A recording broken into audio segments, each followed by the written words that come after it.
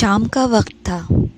میں گھر کا کچھ ضروری سامان خریدنے کی خاطر گھر سے نکلا کہ اچانک بادل گرجنے لگے اور دیکھتے دیکھتے کالی گھٹا اور تیز بارش نے آ لیا. میں نے فوراً سامان خریدنے کا ارادہ ترک کیا اور تیز قدموں سے گھر کی جانب واپس پلٹا. میں تیز گھر کی طرف رواں دواں تھا کہ اچانک ایک جان پہچان کے صاحب نظر آ گئے. میں نے تیزی سے راستہ بدلا. میں ان صاحب سے سلام دعا کر کے وقت ضائع نہیں کرنا چاہتا تھا اور فوراً گھر پہنچنا چاہتا تھا، مگر پھر بھی ان حضرت نے مجھے دور سے ہی پہچان کر آواز لگائی، امجد صاحب، او امجد صاحب، ذرا 5 منٹ کا ٹائم مجھے دے دیجئے، صرف ایک ضروری بات کرنی ہے. مگر میں بالکل روبوٹ کی مانند آگے بڑھنے لگا اور ایسا ظاہر کیا جیسا میں نے سنا ہی نہ ہو. دو تین بار آواز لگائی ان صاحب نے اور پھر وہ خاموش ہو کر اپنے راستے پر چل دیے.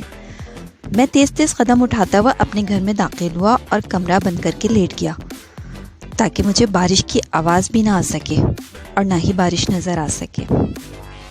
میں 46-47 سال کا پختہ عمر کا بہوش و حواس انسان ہوں اور خاصا خوش مزاج واقع ہوا ہوں، مگر بارش کو دیکھتے ہی ایسی غیر متوازن حرکتیں کیوں کر جاتا ہوں، اس کا تعلق میرے ماضی کے ایک واقعے سے ہے. آئیے میں آپ کو وہ واقعہ سناؤں. میری عمر اس وقت کوئی 22-23 سال تھی. ہم 7 دوستوں کا ایک گروپ تھا. میں، حسن، ارشد، ثاقب، ارسلان، اکبر اور واصف. اس وقت کا وہ ہمارا بہترین گروپ تھا. ہم دوستوں میں ایک دوسرے سے بہت محبت تھی. یوں سمجھ لیں کہ ایک دوسرے میں جان تھی ہماری.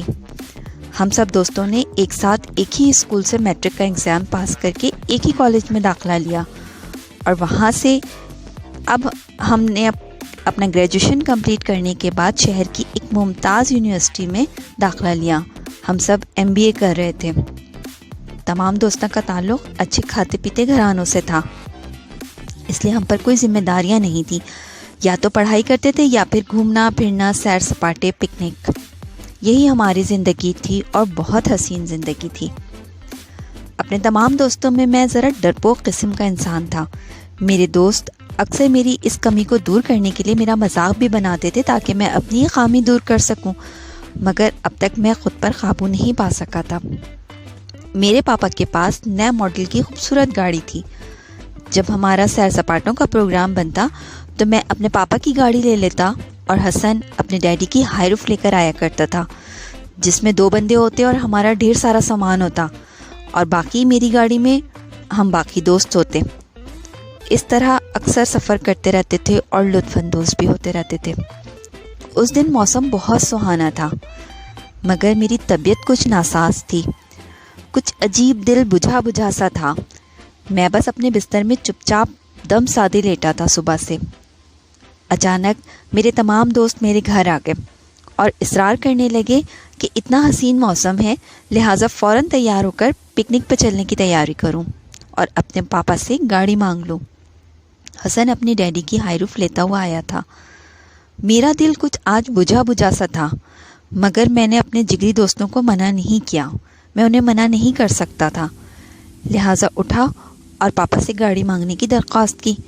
پاپا نے بتایا کہ وہ ایک بہت ضروری کام سے ممی کو لے کر کہیں جا رہے ہیں، اس لیے وہ گاڑی نہیں دے سکتے. میں نے دوستوں کو بتایا تو ان کا منہ لٹک گیا، کیونکہ موسم بہت حسین تھا اور اتنا خوبصورت وقت ہم گھر میں بیٹھ کے ضائع نہیں کرنا چاہتے تھے. ارشد نے مشورہ دیا کہ ایسا کرتے ہیں کہ آج ہم کوئی سامان ساتھ نہیں رکھتے اور سارے دوست حسن کی ہائی روف میں بیٹھ کر کسی نہ کسی طرح سے ایڈجسٹ ہو کر شہر کے نوائی علاقے میں موجود ارشد کے چچا کے فارم ہاؤس چلتے ہیں.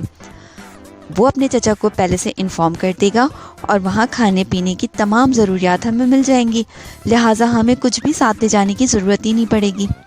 سب نے اس تجویز پر غور کرنا شروع کیا. آج نہ جانے کیوں میرا کہیں جانے کا کوئی دل ہی نہیں تھا، مگر سب دوستوں نے مشترکہ طور پر ارشد کی تجویز کو مان لیا اور طے پایا کہ فوراً تیاری کی جائے. اس طرح ہم نے تیاری کی اور چچا کو انفارم کیا، ارشد کے چچا کو انفارم کیا اور روانہ ہو گئے. ہم نے سوچا کہ اس سے پہلے موسم تبدیل ہو جائے ہم سب وہاں تک پہنچ جائیں۔ سب کے بہت زیادہ اصرار پر میں بھی تیار ہو گیا تھا اور ہم سب بغیر کسی ساز و سامان کے حسن کی ہائی روف میں ایڈجسٹ ہو کے بیٹھ گئے اور پکنک پر روانہ ہو گئے۔ جس فارم ہاؤس جانے کا ہم نے ارادہ کیا تھا وہ ہمارے گھر سے کوئی 2.5 یا 3 گھنٹے کی ڈرائیو پر تھا اور راستہ ایک ویرانے سے ہو کر گزرتا تھا۔ ہمیں روانہ ہوئے ابھی 1.5 گھنٹہ ہی گزرا تھا، ہم نے آدھی مسافت طے کی تھی اور بہت ہی خوشگوار سفر ہم نے طے کیا تھا۔ سب ہنستے بولتے خوش و خرم راستہ طے کرتے جا رہے تھے اور بہت انجوائے کر رہے تھے۔ شہری حدود اب ختم ہو چکی تھیں اور ویرانی کا راستہ شروع ہو چکا تھا۔ میرے دوستوں نے ازراہ مذاق مجھے ڈرانا شروع کیا۔ واصف بولا، یار امجد دیکھ کتنا ابر چھا گیا ہے، اندھیرا ہو گیا ہے، تجھے تو یقیناً خوف آ رہا ہوگا۔ ارسلان چلایا، یار امجد وہ دیکھ پیڑ کے پیچھے سے پچھل پیری تیری طرف دیکھ رہی ہے، تجھے بلا رہی ہے۔ سب زور زور سے قہقہے لگا رہے تھے اور ہنس رہے تھے اور مذاق کر رہے تھے۔ اس طرح ہم آگے کی جانب رواں دواں تھے۔ اچانک تیز رفتار بارش شروع ہو گئی۔ پہلے تو وہ ہلکی ہلکی بوندا باندی تھی، لیکن پھر وہ اچانک تیز ہوتی چلی گئی اور بہت تیز ہونے لگی۔ ہر طرف اندھیرا چھا گیا۔ اندھیرا اتنا گہرا تھا کہ حسن سے گاڑی ڈرائیو کرنا محال ہو رہا تھا۔ پہلے ہم نے فیصلہ کیا کہ کچھ دیر رک جائیں، تھوڑا ابر چھٹ جائے تو آگے کی طرف روانہ ہو جائیں، مگر پھر خیال آیا کہ اگر بارش نہ رکی اور رات ہو گئی تو کیا کریں گے؟ واپسی کا راستہ تو اس سے بھی زیادہ دور ہے۔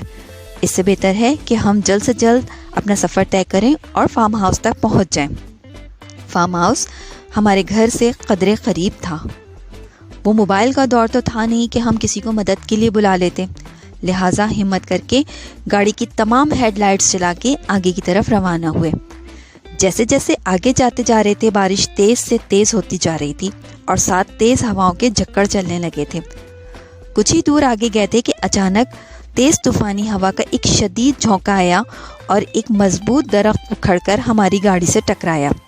تیز رفتاری سے جاتی ہوئی گاڑی کا بیلنس ایک دم بگڑ گیا اور گاڑی ڈگمگا کے سامنے ایک موجود بہت بڑے پیڑ سے ٹکرا گئی اور رک گئی۔ خوف سے ہم سب کی چیخیں نکل گئیں۔ گاڑی کا اگلا حصہ بالکل ٹوٹ پھوٹ گیا تھا، مگر ہم میں سے کسی کو بھی ایسی کوئی چوٹ نہ آئی تھی جس سے ہمارے لیے کوئی پریشانی ہوتی۔ ہم سب بہت محفوظ تھے۔ گاڑی سے اتر کے ہم نے جائزہ لیا، ہر طرف ویرانی ہی تھی۔ ہم اس جنگل نما علاقے میں بے یار و مددگار کھڑے ہوئے تھے۔ اندھیرا اتنا تھا کہ کچھ دکھائی نہیں دے رہا تھا۔ اچانک زوردار آسمانی بجلی چمکی اور ہمارے سروں تک آ کر رک گئی۔ خوف سے ہماری سانسیں ہی رک گئی تھیں۔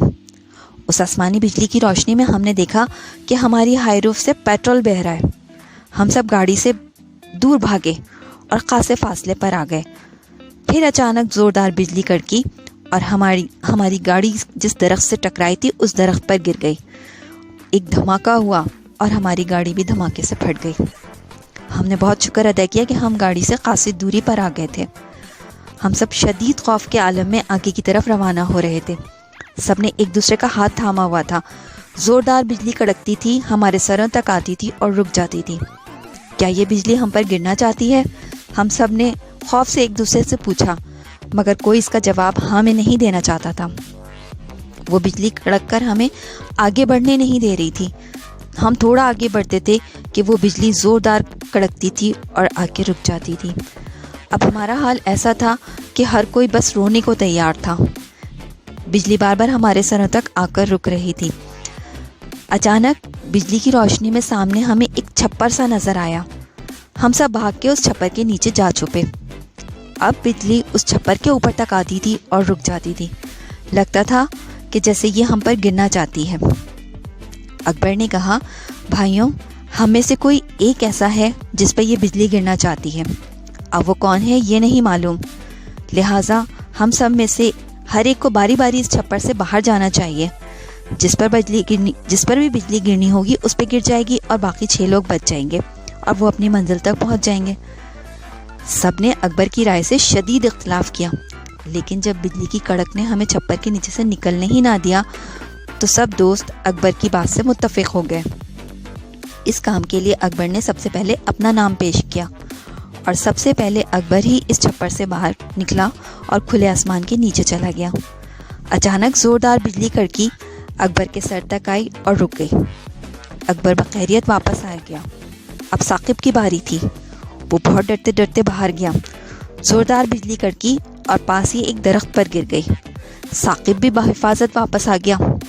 اس طرح باری باری 6 دوست باہر گئے اور سب بحفاظت واپس آ گئے۔ آخری باری میری تھی۔ میں تو تھا ہی ڈرپوک۔ مجھے لگا کہ بجلی اب مجھ پہ ہی گرے گی۔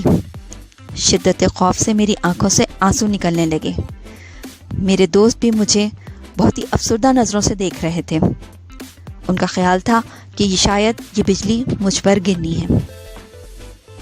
میں ہمت کر کے آنسو روکے چھپر سے باہر آیا، لیکن خوف کے مارے میں نے اپنے چہرے کو اپنے ہاتھوں سے چھپایا ہوا تھا۔ سختی سے آنکھیں بند کی ہوئی تھیں۔ مما پاپا کے چہرے میری آنکھوں کے سامنے گھوم رہے تھے۔ میں کھلے آسمان کے نیچے آ گیا۔ اچانک زور سے بجلی کا زوردار دھماکہ ہوا۔ میں خوف سے کانپ گیا۔ بجلی گر چکی تھی، مگر مجھ پر نہیں، پاس کے شاید کسی درخت پر گری تھی۔ میں نے سکون کا سانس لے کر آنکھیں کھولی۔ سامنے کسی درخت پر تو بجلی گری نظر ہی نہ آئی۔ میں نے پلٹ کر پیچھے دیکھا۔ پیچھے وہ چھپر تھا جہاں سے نکل کر میں باہر آیا تھا۔ وہ آسمانی بجلی اس چھپر پر گر چکی تھی اور میرے وہ 6 دوست ایک لہجے میں جل کر خاک ہو چکے تھے۔ شدت خوف اور شدت غم سے میں پاگل ہو گیا۔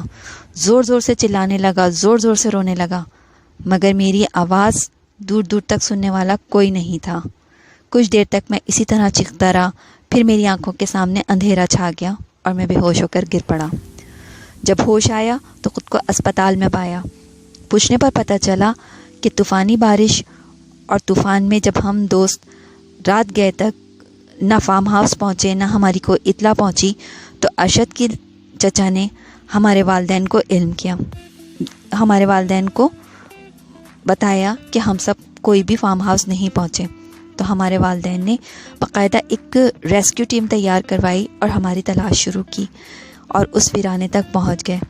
تب ان 6 لڑکوں کی جلی ہوئی لاشیں ملیں اور میں نیم مردہ حالت میں پایا گیا۔